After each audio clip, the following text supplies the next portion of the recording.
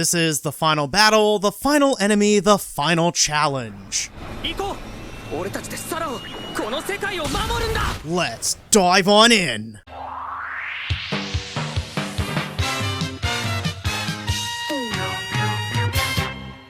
The raid boss was designed to be a special event enemy, so of course it's designed to be stronger to offer a challenge for high-level players. Naturally, the glitches are making it even stronger than it's supposed to be, and keeping other players from logging out. Throw in some regeneration and the fact that the glitches threaten to destroy GBN, and we have Robo-Satan plus Big Zom. Riku was saved by Kyoya, who brought reinforcements, and of course Kyoya gets to make a heroic entrance. Rommel apologizes for everything he's put everyone through, showing he's mature enough to admit when he was wrong. And then Kurt tells Rommel he doesn't need to apologize because, in addition to his real-world hardships which never get an explanation, he now apparently feels so guilty he feels responsible for Rommel's actions, and then he apologizes to Riku. そんなこと、俺たちの方こそ自分たちのわがままで皆さんに迷惑をかけてしまったのに。だから俺、こうして来てくれただけでもすっごく嬉しいです。 Now that everyone's done apologizing, we can move on to the actual battle. While most of the named characters attack the raid boss, Kaki and the rest of the coalition are attacking the various sub-bosses. あれの強さがエネルギー供給によるものなら because they're the source of the raid boss's power. That's how the show manages to cram this massive GBN-wide battle into half an episode. The challenge of the raid boss is, do the heroes have the strength and numbers needed to overcome this challenge, or are they just going to be overwhelmed? Thankfully, Riku's friends show up with reinforcements, and he didn't call them, they just saw that he was in trouble and decided to help. We even get Shiba bringing his GPD Gunpla into GBN, and then he does this combo attack with Koichi, just like the combo attacks they used to do back in the days of GPD. Yes, everyone's working together to save Sarah, to save GBN! And apparently farm the raid boss for its XP. Actually, the battle cry kind of works in this situation. Riku talks about how Sarah was created by everyone's feelings, even though that's something we already knew. Now that that's taken care of, we can get back to the actual battle. みんなと一緒に戦おう。確かに今はリク君たちが推している。それでもレイドボスを倒すにはまだ足りない。It sure looked like the heroes were winning, but literally right after Katsuragi calls Surfin' Bird,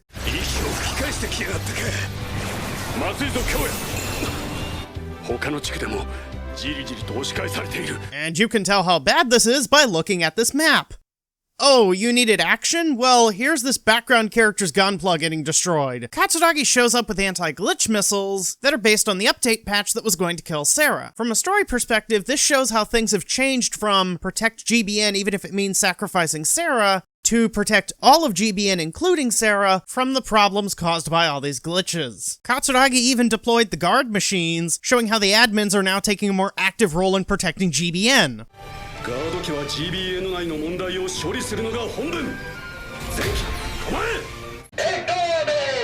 Well, even without this regenerating ability, the raid boss was still designed to be a challenge. Or not. Other enemies were able to show how they were a threat to the heroes. This battle is all about optimism. Everyone's a hero. Everyone's working together to save GBN. Also, since this is the last episode, we gotta make sure we didn't miss anything. Get it? You're supposed to buy both model kits.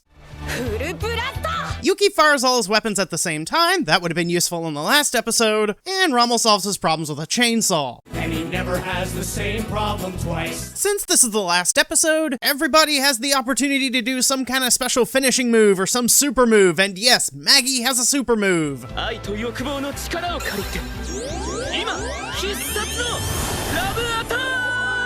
Maggie is many things. Boring is not one of them. Naturally, Riku gets to finish off the raid boss and unveil a new super move. Kyoya turning into a super move is the ridiculousness I expect from build divers.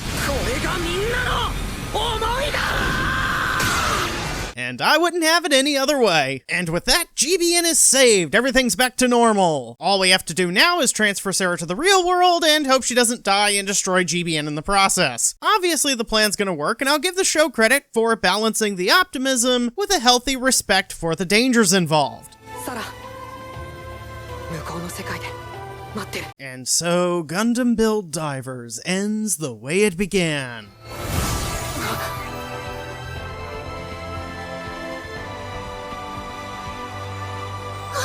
Skinny dipping through cyberspace! At least when Riku did it, it seemed like he was just amazed by the virtual world, either unaware or not caring about how exposed he was. Sarah just looks really uncomfortable as she's being shoved at the camera. It does work to show how vulnerable she is right now, almost like they're going for the virtual equivalent of trying not to fall asleep when you're freezing in a snowstorm. Sarah starts to deteriorate, and then she's saved by the memories of her friends. It's a cliche, but it works.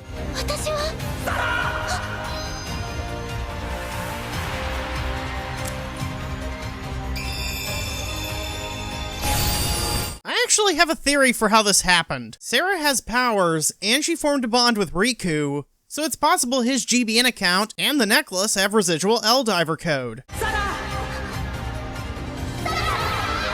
This allowed Sarah to find Riku's connection to GBN and follow it back to the Gunpla store. サラわかるサラ Sarah's fine, she recognizes everyone, and she's so happy she jumps into Riku's arms because emotion trumps having a fundamental respect for the law of gravity. Speaking of bad ideas, Riku wants to meet some of the other Force leaders in the real world. To be fair, Japan does have one of the world's lowest crime rates, there is adult supervision, and they are meeting in a public place, in daylight, no one's gonna sneak up on them.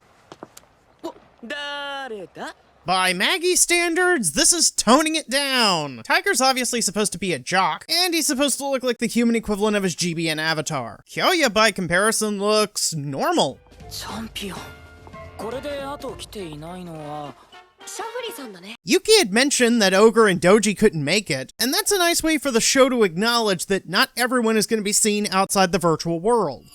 やあみんな私がデュックアルジェシャフリヤールだ In a bit of a fun twist, Shafre turns out to be a rich foreigner, surprising everyone except Maggie, who's met Shafre before. さあ今日はうちの店貸し切りにしちゃってるから If it wasn't for this being done through scene transition, we would have literally had a bunch of Gundam fans walk into a bar. I'm still counting this as unintentionally hilarious. Sarah's finally revealed, and the explanation for how she works also serves to wrap up Shiba's character arc. それはさぞかし優秀なビルダーなんだろうねぜひ会ってみたいものだシャイなやつなんで今度会ったら伝えておきます This answers any Where's Shiba questions, and I'm glad the show didn't end with him just completely embracing GBN. Kyoya apologizes for his actions, but instead of this being another case of all is forgiven, Sarah thanks Kyoya for helping her realize her true feelings. そう言ってもらえると少し心が軽くなる。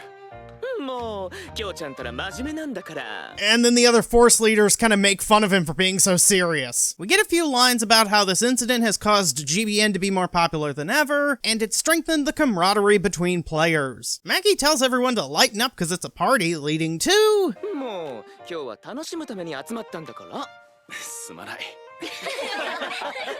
それじゃあみんなグラスは行き渡ったかしらみんなはアルコールはまだダメよお酒は18歳からマギーさん、お酒は20歳からです。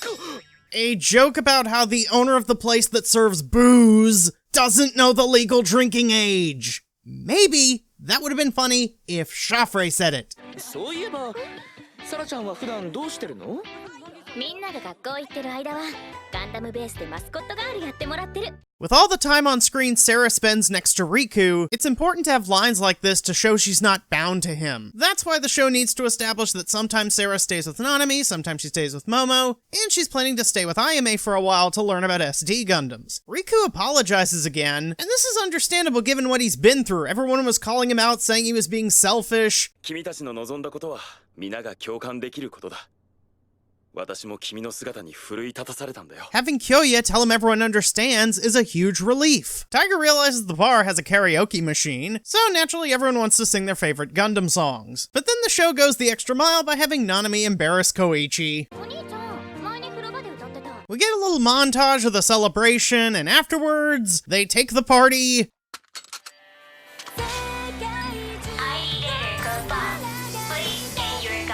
to GBN. Sarah even has her own adorable little mini dive gear and has/is her own Gunpla. さらにサラが乗って、君の頭では無理に考えない方がいい。何をNow that Sarah's done promoting her Gunpla, she heads back to Riku via Trustfall. This is a silly but effective callback to the last episode, except the roles are reversed now because Riku's catching Sarah. 俺はみんなともっといろんな経験をしてもっともっと成長したい。だから行ってみよう、新しい場所へ。 That's an effective way to have the series end on a positive note, with the heroes flying off to new adventures. Most of the character growth was finished in the last episode, so the conclusion is about showing how Riku and the rest of the build divers inspired everyone else. That's why the raid boss is here, so Riku and his friends can work together to defeat a common enemy. Unfortunately, there's only so much the raid boss can do in half an episode. Other enemies got the opportunity to show how they were a challenge. At least it shows how Riku's grown as a character, since he was deceived by another player during the first episode tutorial mission. Now he's gotten everyone to believe in him and he teams up with the Gunpla champion to defeat the final boss. The actual transfer scene manages to show how this process is difficult for Sarah, while still respecting the fact that most people watching this know the transfer program's gonna work. Throw in a few scenes to show what everyone's doing after GBN's been saved, and I'd call this a proper conclusion to the series. This is the Hypervisor, signing off.